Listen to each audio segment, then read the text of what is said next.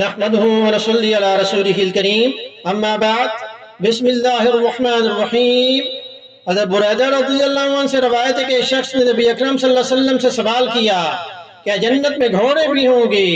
حضور اکرم صلی اللہ علیہ وسلم نے فرمایا اگر اللہ نے تمہیں جنت میں داخل کیا اور تم نے گھوڑے پر سوار ہونے کی خواہش ظاہر کی تو تمہیں جنت میں سرخ یاقوت کے گھوڑے پر سوار کیا جائے گا، اور تم جنت میں جہاں جانا چاہو گے وہ گھوڑا برق رفتاری کے ساتھ دوڑے گا اور اڑ کر تمہیں لے جائے گا۔ آپ صلی اللہ علیہ وسلم سے ایک اور شخص نے سوال کیا یا رسول اللہ صلی اللہ علیہ وسلم کیا جنت میں اونٹ بھی ہوں گے؟ تو حضور اکرم صلی اللہ علیہ وسلم نے اس شخص کو وہ جواب نہیں دیا جو آپ نے اس کے ساتھی کو دیا تھا۔ آپ صلی اللہ علیہ وسلم نے فرمایا اگر اللہ نے تمہیں جنت میں پہنچا دیا تو وہاں تمہیں ہر وہ چیز ملے گی جس کو تمہارا دل چاہے گا اور تمہاری آنکھیں پسند کریں گی۔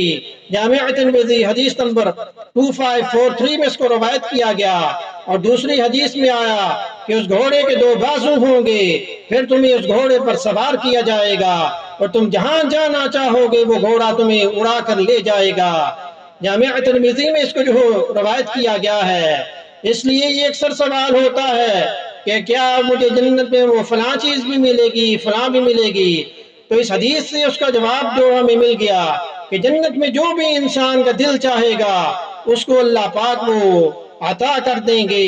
اللہ پاک ہمیں جنت الفردوس نصیب کریں اور ہمیں سنت پر عمل کرنے کی توفیق عطا فرمائیں۔ حدیث سننے کے بعد اسے شیئر بھی کریں تاکہ یہ آپ کے صدقہ جاریہ بن جائے۔ وما علینا الا البلاغ المبین۔